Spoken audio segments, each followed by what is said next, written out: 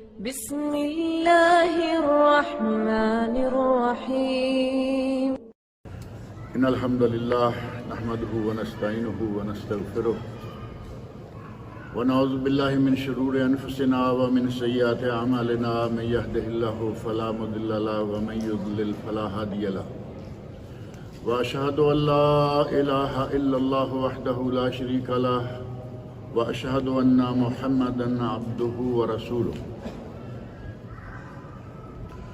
اما بعد فان خير الحديث كتاب الله وخير الهدي هدي محمد صلى الله عليه وسلم وشر الامور محدثاتها وكل محدثة بدعة وكل بدعة ضلالة وكل ضلالة في النار رب اشرح لي صدري ويسر لي امري واحلل عقدة من لساني يفقهوا قولي رب اعوذ بك من همزات الشياطين واعوذ بك رب ان يحضرون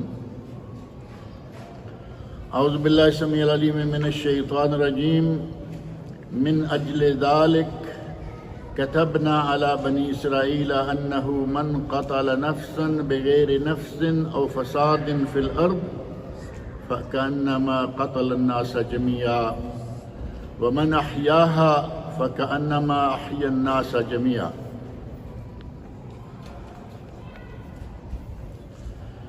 اسلام وہ دین ہے کہ جس نے انسانی جان کی بہت ہی قیمت بیان کی ہے۔ وہ انسانی جان مسلمان ہو یا کافر ہر حال میں محترم ہے، ہر حال میں اس کا ایک مقام ہے، ایک مرتبہ ہے، اور انسان کے گوشت کو حرام قرار دیا گیا، وہ مسلمان کا ہو یا کافر کا۔ اور انسان کے گوشت کی حرمت اس لیے نہیں ہے کہ اس میں کوئی بڑے خوفناک بیکٹیریا ہیں، اس کے گوشت میں ایسے جراثیم ہیں کہ جو انسان کو ہلاک کر دیں گے، نہیں۔ انسان کے گوشت کی حرمت اس کے عزت اور احترام کی وجہ سے ہے کہ یہ اللہ کے یہاں ایک بہترین مخلوق ہے۔ نبی اکرم صلی اللہ علیہ وسلم کے مقام و مرتبہ کے بارے میں کہا جاتا ہے کہ آپ کراؤن آف دی کریشن، اس پوری مخلوقات کے سب سے اعلیٰ انسان اور سرتاج ہیں۔ جو ان کو مانتا ہے اس کی بھی اتنی زیادہ عزت و احترام ہے کہ نبی اکرم صلی اللہ علیہ وسلم ارشاد فرماتے ہیں کہ مومن کی حرمت کعبہ سے بھی زیادہ ہے۔ آپ اندازہ کریں کہ کعبۃ اللہ اللہ کا گھر ہے، اور مومن کی حرمت کو کعبہ کی حرمت سے بھی زیادہ قرار دیا گیا۔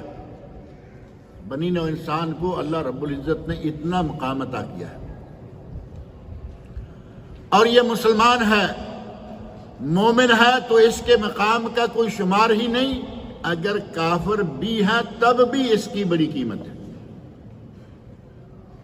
آپ کو معلوم ہے کہ اگر حادثے میں کوئی کافر قتل ہو جائے، حادثے میں کافر مر جائے، تو کیا اس کی میت کو ایسے ہی پھینک دیں گے اور اس کی کوئی قیمت نہیں ہوگی؟ مسلمان مارا جائے قتل عمد میں نہیں، قتل عمد ہے جان بوجھ کر قتل کرنا، اس کی سزا النفس بالنفس، جان کا بدلہ جان۔ لیکن اگر کوئی جان بوجھ کر قتل نہیں کرتا، ایکسیڈنٹ میں قتل ہو گیا، تو اس کی دیت ہے 2 مہینے مسلسل روزے رکھے اور دیت ادا کرے۔ اور دیت کتنی ہے؟ یہاں سعودی عرب میں 3 لاکھ، اور اب روز بروز جیسے جیسے قیمتیں بڑھ رہی ہیں ویسے ویسے دیت بھی بڑھ رہی ہے۔ اگر کافر مارا جائے تو کیا اس کے وارثوں کو کچھ نہیں دیا جائے گا؟ شریعت نے باقاعدہ کافر کی بھی دیت مقرر کی ہے، لیکن مسلمان سے آدھی ہے۔ مسلمان کے قتل پر 3 لاکھ یہاں، اور اگر کوئی غیر مسلم قتل ہو جائے اس طرح تو 1.5 لاکھ۔ اس کا مطلب یہ ہوا کہ اسلام نے کافر کی بھی قیمت رکھی ہے۔ یہ الگ بات ہے کہ انسان اگر اپنے رب کا نہ بنے تو چاہے مسلمان ہو یا کافر، اس کی کوئی قیمت نہیں۔ ایک آدمی آنکھیں رکھتا ہے، قرآن نہیں پڑھتا، نبی اکرم صلی اللہ علیہ وسلم کا فرمان نہیں پڑھتا، دین نہیں سیکھتا، کان ہیں، قرآن نہیں سنتا، نبی کا فرمان نہیں سنتا، دین نہیں سیکھتا، دل و دماغ ہیں، کبھی سوچا ہی نہیں کہ میں کیوں پیدا کیا گیا، کیوں دنیا میں بھیجا گیا، میرے دنیا میں لائے جانے کا مقصد کیا ہے، کچھ بھی نہیں سوچتا، تو معلوم ہے قرآن کریم نے کیا کہا اس کے بارے میں؟ فرمایا اولئک کالانعام، یہ جانوروں کی طرح ہیں، شکل میں انسان ہے، گوشت پوشت انسانی ہے، شکل و صورت انسانی ہے، لیکن کالانعام یہ جانور ہے، جانوروں کی طرح ہے، بل ہم اضل، صرف جانور ہی نہیں، یہ تو جانوروں سے بھی بدترین ہے، کیونکہ جانور تو اپنے مالک کا وفادار ہوتا ہے۔ اللہ رب العزت نے اسے دنیا میں بھیجا، ایک اچھی شکل دی، پوری مخلوقات میں سے اعلیٰ انسان بنایا، وَلَقَدْ كَرَّمْنَا بَنِي آدم، ہم نے بنی آدم کو دیگر مخلوقات پر تکریم عزت دی، اور یہ اتنا بھی احسان نہ مانے کہ اس نے مجھے عزت بخشی ہے، باقی مخلوقات سے مجھے اعلیٰ بنایا ہے، کوئی بھی اگر احسان نہیں مانتا، اولئک کالانعام، اللہ نے فرمایا ہے کہ یہ ڈھور ڈنگروں کی طرح ہے، بل ہم اضل، بلکہ یہ تو ان سے بھی بدتر ہے۔ اسلام نے انسان کو بہت مقام دیا ہے، مسلم ہو یا کافر۔ گزشتہ کئی مرتبہ یہاں یہ بات ذکر کی گئی ہے کہ نبی اکرم صلی اللہ علیہ وسلم ارشاد فرماتے ہیں کہ نہ صرف مسلمان بلکہ تمہارے مابین رہنے والا کافر بھی بڑا قیمتی ہے، اور اس کی بڑی قیمت کس طرح ہے؟ کافر ہے، حربی نہیں، تمہارے ساتھ اس کی جنگ نہیں، وہ میدان جہاد میں نہیں ہے، بلکہ اپنے ملک کو چھوڑ کر تمہارے ملک میں آیا ہوا ہے، مسلمانوں کے مابین بس رہا ہے، جسے معاہد کہیں کہ اس کا مسلمانوں کے ساتھ معاہدہ ہے، ایک کانٹریکٹ ہے۔ مستامن کہیں، اپنے ملک کو چھوڑ کر وہ کسی مسلمان ملک میں آ کر امن حاصل کیے ہوئے ہے، یا ذمی کہیں، حکومت مسلمانوں کی ہے اور وہ ذمی خراج دیتا ہے، ایک ٹیکس ادا کرتا ہے اپنے مسلمانوں کی حفاظت میں رہنے کا۔ یہ ساری شکلیں کافروں کی ہیں، اور نبی اکرم صلی اللہ علیہ وسلم ارشاد فرماتے ہیں من قتل معاہدا، اگر کسی نے کسی معاہد کو، کسی ذمی کو، کسی مستامن کو قتل کر دیا، لم یرح رائحۃ الجنہ، وہ جنت کی خوشبو بھی نہیں پائے گا۔ یہ کون ہے جس کو قتل کیا گیا؟ مسلمان ہے؟ نہیں، یہ کافر ہے۔ مسلمانوں کے ساتھ معاہدہ ہے کہ وہ اس کا تحفظ کریں گے، حفاظت کریں گے، اور اس معاہدے کے تحت ان کے مابین رہ رہا ہے۔ اگر اسے مسلمان قتل کر دیں تو نبی صلی اللہ علیہ وسلم ارشاد فرماتے ہیں لم یرح رائحۃ الجنہ، وہ جنت کی خوشبو بھی نہیں پائے گا، جبکہ جنت کی خوشبو 40 سالوں کی مسافت سے آ رہی ہوگی۔ اب یہ کوئی تھوڑا سا فاصلہ ہے، لیکن ایک کافر کو بلا وجہ قتل کرنے والا انسان جنت کی خوشبو تک نہیں پائے گا۔ اللہ رب العزت نے کتنی قیمت بتائی انسان کی۔ مسلمان ہے تو پھر مسلمان ہے تو سورۃ نساء کی آیت دیکھیں 93، آیت نمبر 93، مسلمان ہے، مومن ہے، فرمایا وَمَن يَقْتُلْ مُؤْمِنًا مُتَعَمِّدًا، اگر کوئی کسی مومن کو جان بوجھ کر قتل کر دے، قتل خطا جو ہے وہ معاف ہے، ایکسیڈنٹ میں قتل ہو گیا، آدمی نے دیکھا کہ کوئی کبوتر ہے، نیچے سے گولی چلائی، پسٹل سے، بندوق سے، کسی بھی طرح سے، اور اس درخت میں کوئی اوپر، درخت کے پتوں میں، شاخوں میں اوپر کوئی انسان بھی تھا، گولی ماری کبوتر کو، وہ کبوتر کو چیرتی ہوئی انسان کو لگی، انسان گرا، مر گیا۔ یہ ہے قتل خطا، یہ غلطی سے قتل ہو گیا، وہ اس کو قتل نہیں کرنا چاہتا تھا۔ ایسے قتل پر سزا اتنی نہیں ہے جتنی جان بوجھ کر ایک آدمی باقاعدہ کسی کو پکڑ کر ٹارگٹ بنا کے، ٹارگٹ کلر جو ہوتے ہیں، ڈھونڈ ڈھانڈ کے کسی کو قتل کرتے ہیں، اس کی سزا اللہ رب العزت نے بہت سخت رکھی ہے۔ اس کو کہا نا النفس بالنفس، انسان کی جان کے بدلے جان، آنکھ کے بدلے آنکھ، کان کے بدلے کان، دانت کے بدلے دانت، والجروح قصاص، اور زخم کے بدلے زخم۔ اگر کوئی لینا چاہے تو لے سکتا ہے، اور اگر کوئی معاف کر دے تو یہ بہت ہی بڑی بات ہے۔ اسلام نے معاف کرنے کی بھی بہت ہی اہمیت رکھی ہے۔ اگر کوئی اپنے کسی عزیز کا قتل بھی معاف کر دیتا ہے، بہت اجر و ثواب۔ زخم معاف کر دیتا ہے، آنکھ پھوڑ دی معاف کر دیتا ہے، کان کاٹ دیا معاف کر دیتا ہے، کان کا پردہ پھاڑ دیا، کان اوپر سے کاٹ دیا تو میرا خیال ہے حسن میں تو تھوڑا فرق آئے گا، لیکن سننے میں کوئی خاص فرق نہیں آئے گا۔ اندر آواز جائے گی، اگرچہ آواز بھی پوری نہیں جائے گی، یہ اللہ رب العزت نے ایریل بنایا ہوا ہے۔ یہ جو کان ہے نا، ایریل ہے، یہ شعاؤں کو کھینچ کھینچ کے، آوازوں کو کھینچ کھینچ کے لاتا ہے، لیکن اس کے کٹ جانے کے باوجود سوراخ ہے، اندر کان کا پردہ ہے، کچھ نہ کچھ سنے گا۔ اگر کسی نے کسی کو تھپڑ مارا، کوئی اور چیز مار دی، کان کا پردہ پھوڑ دیا، اسلام کہتا ہے، قرآن کہتا ہے، نبی اکرم صلی اللہ علیہ وسلم فرماتے ہیں کہ اس کے کان کا اسی طرح پردہ پھاڑا جائے گا، جس طرح کوئی کسی کو مارے گا اسی طرح اس کو مارنے کا حق ہے، لیکن جو معاف کر دے وہ بہت ہی بڑا مقام ہے۔ نبی اکرم صلی اللہ علیہ وسلم کے عہد مبارک میں ایک واقعہ پیش آیا، ایک یہودی نے کسی لڑکی کو پتھر مار کے اس کا سر کچل دیا۔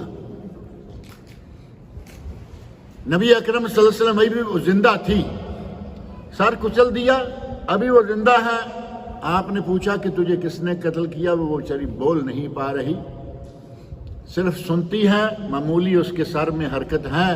پوچھا، اس نے مارا، اس نے مارا، اس نے مارا؟ بات آئی ایک یہودی پر کہ مجھے اس یہودی نے مارا ہے۔ نبی اکرم صلی اللہ علیہ وسلم نے یہودی کو اسی طرح لا کے اس کے سر کو پتھر کے ساتھ کچلوایا۔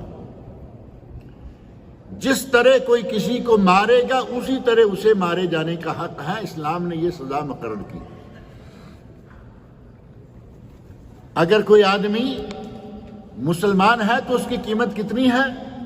مومن ہے، وَمَن يَقْتُلْ مُؤْمِنًا مُتَعَمِّدًا فَجَزَاؤُهُ جَهَنَّمُ، اگر کوئی کسی مومن کو جان بوجھ کر قتل کر دیتا ہے تو اس کی سزا جہنم ہے۔ اور جہنم بھی تھوڑے عرصہ کے لیے نہیں ہے کہ 4-6 مہینے، 4-6 سال، 4-6 گھنٹے، 4-6 دن، نہیں، خالدن فیہا، وہ ہمیشہ جہنم میں رہے گا۔ وغضب اللہ علیہ، اس پر اللہ کا غضب نازل ہوگا، ولعنہ، اللہ کی لعنتیں نازل ہوں گی، وعد لہ عذابا عظیما، اور اللہ نے اس کے لیے بہت ہی بڑا عذاب تیار رکھا ہے۔ جہنم میں جانا، ہمیشہ اس میں رہنا، اور اس کے ساتھ اضافہ یہ کہ اس کے لیے ہمیشہ کا عظیم عذاب تیار کر رکھا ہے، بہت بڑی سزا ہے۔ اور اس نے صرف ایک مسلمان کو قتل کیا ہے، اور وہ لوگ جو چلتے پھرتے اٹھتے بیٹھتے قتل کرتے ہی چلے جاتے ہیں، ان کا کیا ہوگا؟ بعض افعال ایسے ہیں کہ انسانی قتل کی طرح ہیں، جیسے انسان کو قتل کر دیا جاتا ہے اسی طرح وہ بھی قتل کی طرح کے ہیں.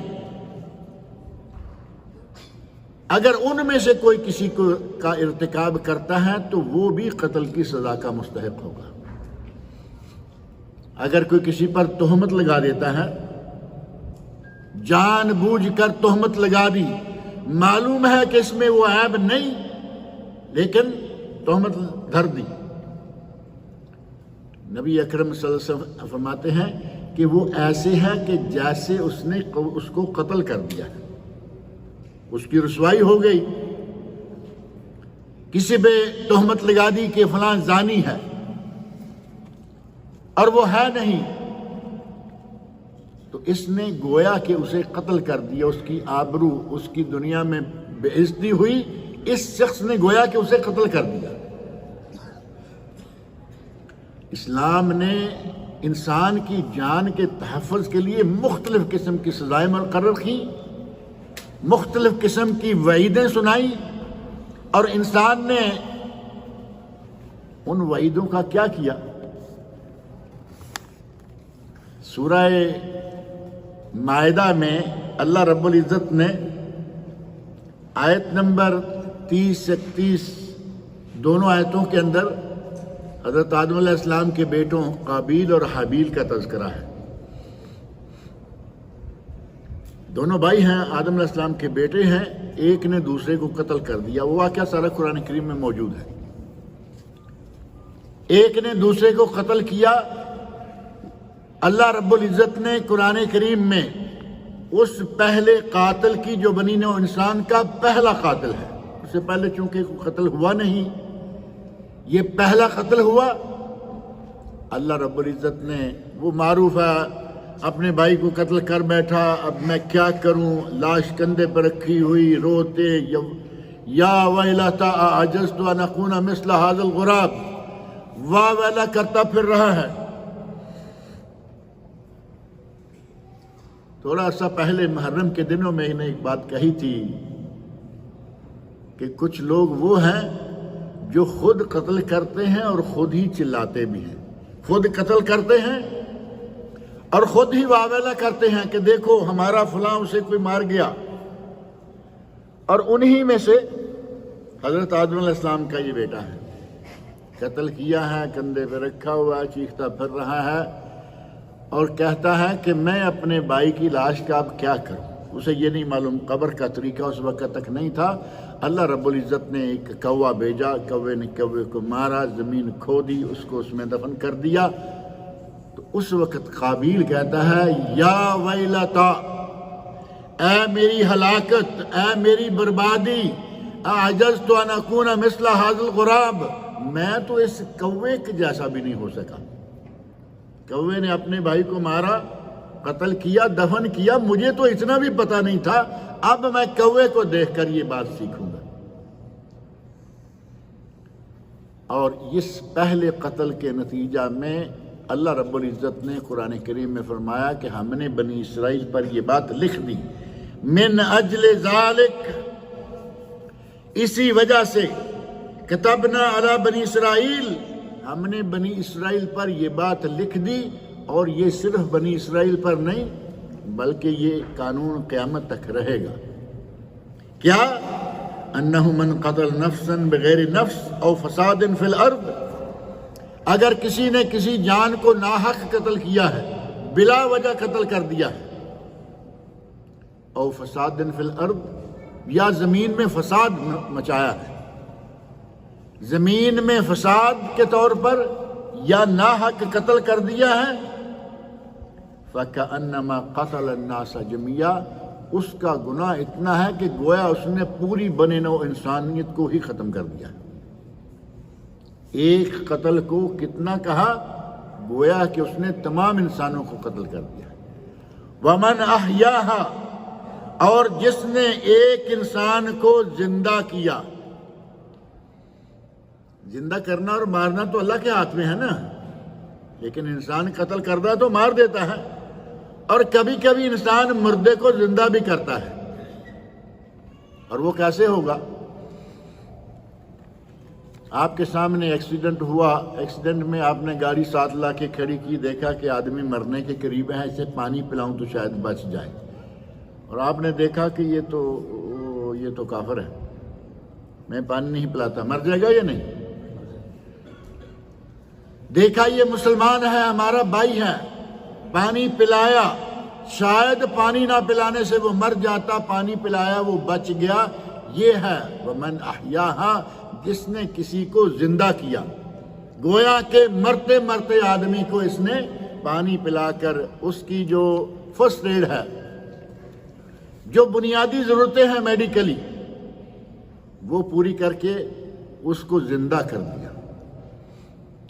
اور یہ فرسٹ ایڈ کے بارے میں کچھ تفصیل آپ نے سنی ہے خطبہ جمعہ میں کہ بنی نوع انسان کی جان کی کتنی قیمت ہے۔ حکومتوں نے باقاعدہ ایک ادارہ بنایا ہوا ہے، ایکسیڈنٹ ہوتا ہے فوراً کہاں کرتی ہوئی گاڑیاں آ جاتی ہیں، ایمبولنس ہے نا، ایمبولنس، اسعاف، عیسائیوں کے یہاں، کافروں کے یہاں ریڈ کراس، سعودی عرب میں اور مسلمانوں کے یہاں ہلال احمر، بہت بڑا ادارہ ہے، بہت بڑی ذمہ داریاں ادا کرتا رہتا ہے۔ ایکسیڈنٹ کے موقع پہ پہنچ جاتے ہیں، باغم باغ لاشوں کو اٹھا رہے ہیں، زخمیوں کو اٹھا رہے ہیں، ہر طرح کی جسے کوئی ضرورت ہے اسی وقت ساتھ ہی دوا، یہ وہ، آکسیجن لگانا شروع کر دیتے ہیں۔ اللہ رب العزت نے انسان کی جب قدر و قیمت اتنی بیان کی، اس کے لیے انتظامات بھی کروا دیے۔ مسلمان ملکوں میں بھی یہ ہے، کافر ملکوں میں بھی یہ ہے، وہاں نام الگ ہے، یہاں نام الگ ہے، لیکن کام دونوں جگہ ایک ہی ہے کہ اگر کوئی آدمی مرنے کے قریب ہے، زخمی ہے، کسی کو ضرورت ہے، ریسکیو والے فوراً پہنچ جاتے ہیں۔ اور وہ ضروری نہیں کہ ایکسیڈنٹ ہی ہو، ابھی یہ سیلاب چل رہا ہے پاکستان میں، اللہ رب العزت لوگوں کو جو سیلاب زدگان ہیں ان کی مدد فرمائے۔ متاثرین جتنے لوگ ہیں ان کو کسی کو گھر کی ضرورت ہے، کسی کو دوا کی ضرورت ہے، کسی کو کھانے کی ضرورت ہے، جس کی جو ضرورت ہے پوری کرنے کے لیے اللہ کے بندے ہی کام کر رہے ہیں۔ یہ بھی اللہ رب العزت کی طرف سے ایک انتظام ہے۔ متاثرین کو، جو لوگ اس قسم کے حوادث میں، ایکسیڈنٹ میں، طوفانوں میں، زلزلوں میں، سیلابوں میں پھنس جائیں، ان کی مدد کے لیے بھی اس کے بندے تیار ہوتے ہیں۔ یہ الگ بات ہے کہ آپ نے بعض واقعات شاید پڑھے ہوں گے، دنیا بھر میں چل رہا ہے، کچھ لوگ نیکی کر رہے ہوتے ہیں، اسی وقت کچھ لوگ برائی میں ملوث ہوتے ہیں۔ ایکسیڈنٹ ہوا، آدمی زخمی ہو گیا، بے ہوش ہے، ہوش آیا، ہسپتال میں گیا، نہ جیب میں بٹوا ہے، نہ ہاتھ میں گھڑی ہے، کوئی چیز نہیں ہے۔ مہربانوں نے تعاون کر دیا کہ اس کی جیب بھی ہلکی، ہاتھ بھی ہلکا، کوئی چیز نہیں چھوڑی۔ جان تو بچ گئی لیکن سب کچھ لوٹ کر لے گئے۔